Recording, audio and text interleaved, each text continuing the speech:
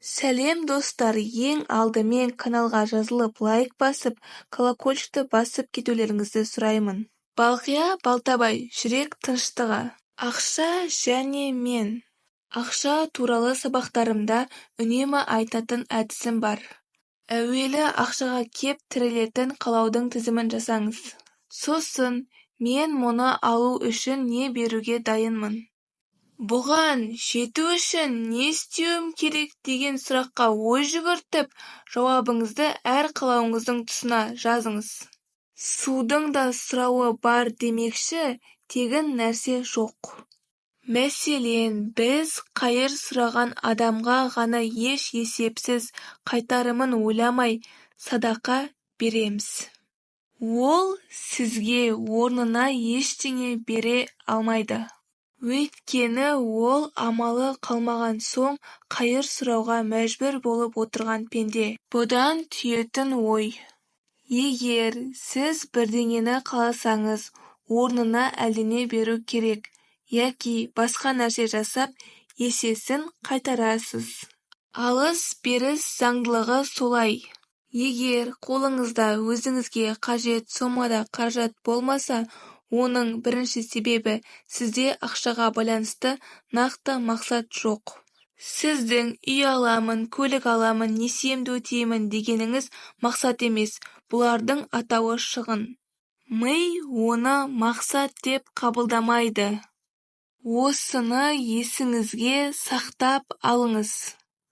Мақсат қоярда мида қалайда жасаймын деген құлшыныс туып, жақсы ой, қуаныш сияқты жағымды эмоция бөлінуі керек. Сонда ғана ми оны мақсат деп түсінеді де, сізге мотивация, мақсатқа жетуге көмектесетін жігер береді. Байымаудың екінші себебі, мида ақшаға байланысты жоспар жоқ. Үшіншіден, ойлау жүйесі пайым мен түсінік шектеулі. Төртінші себеп санаға сіңірген әдеттермен байланысты. Көп адам көлік алғысы келеді. Неге? Өйткені басқаларда бар, менде жоқ. Ата-анама жақсылық көрсетуім керек, сол үшін ақша керек дейді. Осылай біреуге қатысты ақша сұрау ғана бар. Ал өзіңізге ақша не үшін керек? Міне миға осыны бекіту керек. Миды тек өзіңізге қатысы бар нәрсе ғана қызықтырады. Әр адамның миына тек өз иесінің шынайы қалауы мен нақты мақсаты маңызды. Ақшаға байланысты мақсат неғұрлым анық, шынайы болса, соғұрлым оған жету жеңіл болады. Сосын ақшаға байланысты ниетке де көп нәрсе байланысты. Мәселе ақшаны табуда емес, оны не істейтініңізде.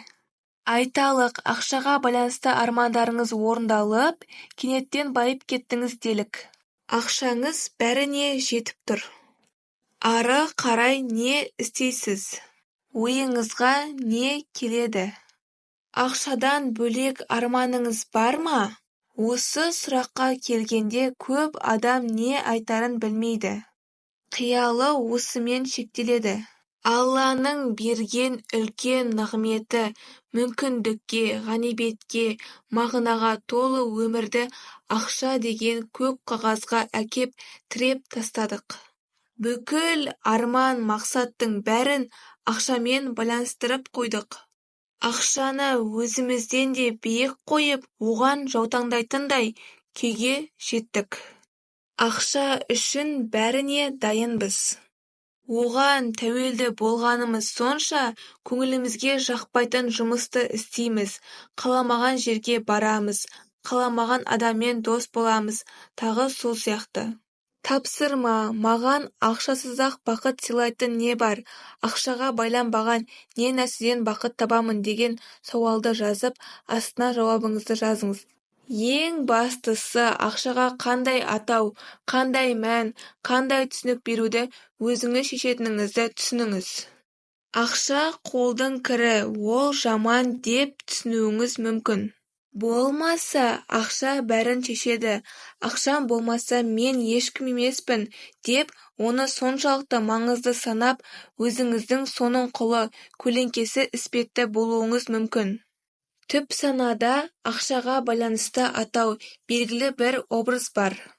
Ақшаға қандай образ бен атау беретініңізді анықтаңыз. Ақша туралы түсінік қандай болса, ол соған сай қызмет етеді. Мидағы ақшаға байланысты қалыптасып қалған наным-сенім дұрыс болмаса, оны өзгертіңіз. Ақша адамды бұзады, Алладан алыстатады деген ойдан аулақ болыңыз. Ақша мәселесінде сондай-ақ бақылау, қарау, көру маңызды. Миға нақты образ керек. Үлгі ретінде адал еңбекпен, қарым-қабілетімен, жиған білімімен байып, бірақ адам ретінде адамгершілігіне дақ түсірмеген, Алладан алыстамаған адамды табыңыз. Миға нені, кімді көрсетсеңіз, ол соны қалыпты жағдай деп қабылдап, сондай дәрежеге тартылады. Күнде жылана беретін, әлсіздігін көрсететін, білуге ұмтылмайтын, әрекет етпейтін, біреулерді бақылап жүре берсеңіз, сіз де сол деңгейден аспайсыз. Ақша адамды бақытты етеді деген түсінікті де жоққа шығару керек. Тіпті де олай емес.